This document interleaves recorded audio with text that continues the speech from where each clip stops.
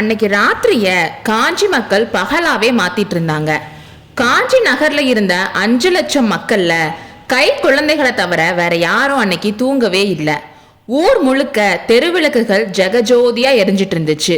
யானை படைகளும் குதிரை படைகளும் காலாட்படைகளும் குதிரைகள் பூட்டிய ரதங்களும் வரிசை வரிசையா நின்றுட்டு இருந்துச்சு. அடுத்த நாள் காலையில சக்கரவர்த்தி போருக்கு கிளம்புறனால மக்கள் தெருக்களையும் வீட்டு வாசல்களையும் அலங்காரம் பண்ணாங்க. சக்கரவர்த்தி அரண்மனையில கூட கலகலப்பா இருந்துச்சு. அரண்மனையையும் நல்லா அலங்காரம் பண்ணிட்டு இருந்தாங்க. வாள்களையும் வேல்களையும் நெய் தடவி தீட்டிட்டு இருந்தாங்க. யானைகளுக்கும் குதிரைகளுக்கும் போட வேண்டிய ஆபரணங்களுக்கு மெருகு கொடுத்துட்டு இருந்தாங்க. அரண்மனைக்கு வெளியிலையும் உள்ளேயும் கலகலப்பா இருந்தாலும் அரண்மனை அந்தப்புறம் மட்டும் அமைதியா இருந்துச்சு. அங்க வேலை பார்த்த பெண்கள் அடிமேல அடி வச்சு நடந்துட்டும் காதோட வாய் வச்சு பேசிட்டும் இருந்தாங்க. ஏன்னா சக்கரவர்த்தி அவரோட மனைவி கிட்ட சொல்லிட்டு கிளம்புறதுக்காக அந்தப்புறம் வந்திருக்காங்கன்னு அவங்க எல்லாருக்கும் தெரிஞ்சிருந்துச்சு.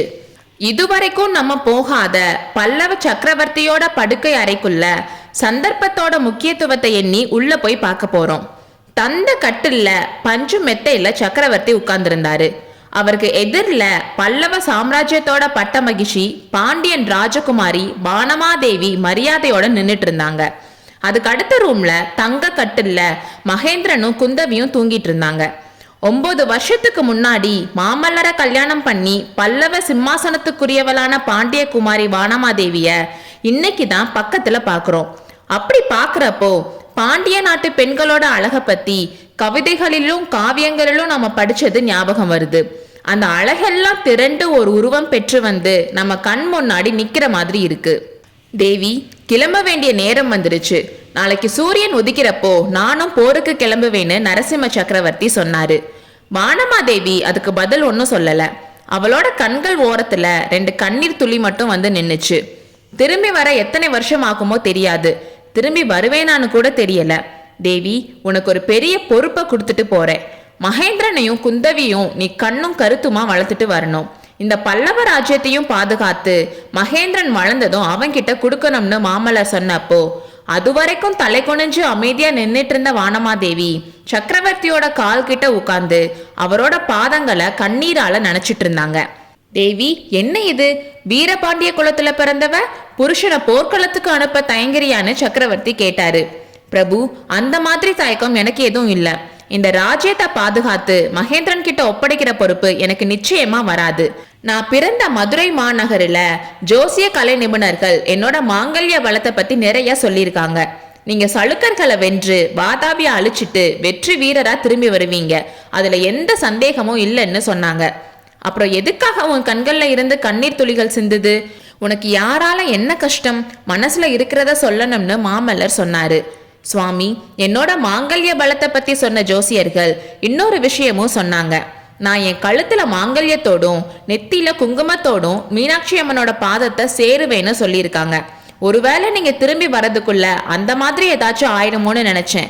அதனாலதான் கண்ணீர் வந்துச்சு. நீங்க வெற்றி வாகை சூடி திரும்பி வரத பார்க்க முடியாம வானுலகத்துக்கு போக எனக்கு இஷ்டம் இல்லைன்னு வானமாதேவி சொன்னப்போ அவங்க கண்கள்ல இருந்து கண்ணீர் பொல பொலன்னு கொட்டுச்சு. அப்போ மாமல்லர் அவங்கள தூக்கி கட்டில்ல அவர் பக்கத்துல உட்கார வச்சு கண்ணீரையும் தொடச்சு விட்டுட்டு, தேவி, நான் ஒரு ஜோசிய சொல்றேன் கேளு. புலிகேசிய கொன்னு வாதாபி அழிச்சிட்டு நான் வெற்றி மாலையோட திரும்பி வருவேன். திக் விஜயம் போய் வெற்றியோட திரும்பி வந்த காஞ்சி சக்கரவர்த்திய மக்கள் பாக்குறதுக்காக ரதத்துல ஏறி நான் நகர்வலம் வருவேன். அப்போ ஏன் பக்கத்துல நீ இருப்ப. ஓ மடியில மகேந்திரனும் ஏன் மடியில குந்தவியும் உட்கார்ந்துருப்பாங்கன்னு சொன்னாரு. பிரபு, அப்படிப்பட்ட ஆசையெல்லாம் எனக்கு இல்ல. நீங்க திக் விஜயம் போயிட்டு திரும்பி வரப்போ அதை என் கண்ணால பார்க்க முடிஞ்சா அதுவே போதும்.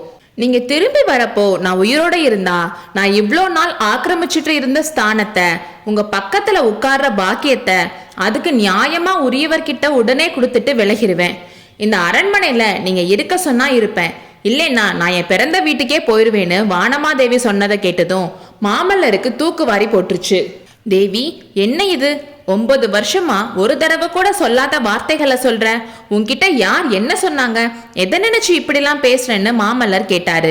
சுவாமி, இந்த பல்லவ ராஜ்யம் முழுக்க தெரிஞ்ச விஷயம் எனக்கு மட்டும் தெரியாம இருக்கும்னு நினைச்சீங்களான்னு கேட்டா. நீ எதை பத்தி சொல்றேன்னு இப்பவும் எனக்கு தெரியலன்னு சக்கரவர்த்தி சொன்னாரு. நீங்க வாதாபிக்கு எதுக்காக படையெடுத்து போறீங்கன்றத பத்தி தானே வானமாதேவி சொன்னாங்க. எதுக்கு படையெடுத்து போற? நீ என்ன கேள்விப்பட்டன்னு மாமல்லர் கேட்டாரு. ஏன் வாயால தான் சொல்லணுமா? ஆயன சிற்பியின் மகளை சிறை மீட்டு கொண்டு வரதுக்காக போறீங்கன்னு சொன்னான். உனக்கும் அது தெரியுமா? எப்படி தெரியும்? எப்போ தெரியும்னு மாமல்லர் கேட்டாரு. எப்பவோ தெரியும். 9 வருஷத்துக்கு முன்னாடி நான் இந்த அரண்மனைக்கு வந்த புதுசுல என்னை எல்லாரும் பாவமா பார்த்தாங்க. என்னை பத்தி ரொம்ப அனுதாபப்பட்டு பேசிக்கிட்டாங்க. கொஞ்சம் கொஞ்சமா அவங்க பேச்சுக்கள்ல இருந்து நான் தெரிஞ்சுக்கிட்டேன். சுவாமி, நான் உங்களோட பட்ட மகிழ்ச்சியான 1 வருஷத்துக்குள்ளேயே உங்களோட இதய சிம்மாசனத்துல வீற்றிருக்கிற பட்ட மகிழ்ச்சி வேறொருத்தின்னு தெரிஞ்சுக்கிட்டேன்னு சொன்னான். அப்படி தெரிஞ்சிருந்தும் நீ என்கிட்ட ஒரு தடவை கூட கேட்கல. இந்த 9 வருஷத்துல ஒரு தடவை கூட என் மேல எந்த பழியும் சொல்லல. தேவி, கதைகளிலும் காவியங்கள்லையும் எத்தனையோ கற்புக்கரசிகள் பத்தி நான் கேட்டிருக்கேன். அவங்க யாரும் உனக்கு ஈடாக மாட்டாங்கன்னு மாமல்லர் பெருமையா சொன்னாரு. பிரபு, உங்க வார்த்தைகள் எனக்கு புல்லரிக்க வைக்குது. ஆனா அந்த புகழுக்கு நான் அருகதையானவ இல்லைன்னு சொன்னா. நீயே அருகதையானவ இல்லைன்னா வேற யார் இருக்க முடியும்? உன்னை அக்னி சாட்சியா கல்யாணம் பண்ண உன் புருஷன் அவன் மனச வேற ஒருத்திக்கிட்ட பறி கொடுத்தவன்னு தெரிஞ்சும் நீ ஒரு தடவை கூட அதை பத்தி என்கிட்ட கேட்கல. என் மேல தப்பும் சொல்லல. பெண் குலத்துல இதை விட பெரிய குணங்கள் யார்கிட்ட இருக்குன்னு கேட்டாரு. சுவாமி, உங்களை எதுக்காக தப்பு சொல்லணும்? தப்பு சொல்றதா இருந்தா அது என் அப்பாவையும் அண்ணனையும் தான் சொல்லணும். அவங்க தானே நீங்க என்ன கல்யாணம் பண்ணணும்னு பிடிவாதம் பண்ணாங்க. நீங்க அதுக்கு ஒத்துக்கலன்னு என் அண்ணன் ஜெயந்தவர்மன் கோவப்பட்டு பல்லவ ராஜ்யத்து மேல படையெடுத்து கூட வந்தான்ல, அவனை நீங்க கொள்ளிடக்கரையில நடந்த போர்ல புறங்காட்டி ஓட வைக்கலையா? என் அண்ணன் வந்து உங்களை ஜெயிச்சுட்டதா சொன்னப்போ மதுரை அரண்மனையில யாருமே அதை நம்பல. தற்பெருமை பிடிச்ச என் அண்ணனுக்கு உங்களால கர்ப்பபங்கமானதை பேசி பேசி சந்தோஷப்பட்டோம். அப்படியும் என் அண்ணன் உங்களை விடல. எப்படியாச்சும் என்ன உங்களுக்கு கல்யாணம் பண்ணி வைக்க நிறைய முயற்சி எடுத்தான். தேவி, ஜெயந்தவர்மனோட கட்டாயத்துக்கு தான் நான் உன்னை கல்யாணம் பண்ணதா நீ இன்னும் நம்புறியான்னு சிரிச்சுக்கிட்டே கேட்டாரு. இல்ல பிரபு, ஜெயந்தவர்மனோட கட்டாயத்துல நீங்க என்ன கல்யாணம் பண்ணல. பல்லவ ராஜ்யத்தோட நன்மைக்காக என்ன கல்யாணம் பண்ணீங்க. சளுக்கர்களை எதிர்க்கணும்னா தெற்க இருக்க ராஜ்யத்துக்குள்ள நட்பு இருக்கணுன்றதுக்காக என்ன கல்யாணம் பண்ணீங்க. என் அண்ணனுக்காக என்ன கல்யாணம் பண்ணல. உங்க அப்பாவோட அறிவுரையை கேட்டு கல்யாணம் பண்ணீங்க. இதெல்லாம் நான் இங்க வந்து கொஞ்ச நாள்லயே தெரிஞ்சுக்கிட்டேன்னு சொன்னான். இவ்வளோ தெரிஞ்சிருந்தும் என்கிட்ட இதை பத்தி ஒரு வார்த்தை கூட நீ கேட்டதில்ல.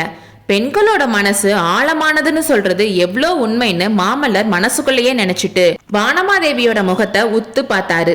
அந்த முகத்துல அளவு கடந்த நம்பிக்கையும் அன்பும் சாந்தமும் தெரிஞ்சிச்சு. சுவாமி, நீங்க எதுக்காக என்ன கல்யாணம் பண்ணிக்கிட்டீங்கன்னு நினைச்சு நான் என்னைக்குமே கவலைப்பட்டது இல்லை. நான் எதுக்காக உங்களை கல்யாணம் பண்ணிக்கிட்டேன்னு என் மனசுல நல்லா பதிஞ்சிருந்துச்சு.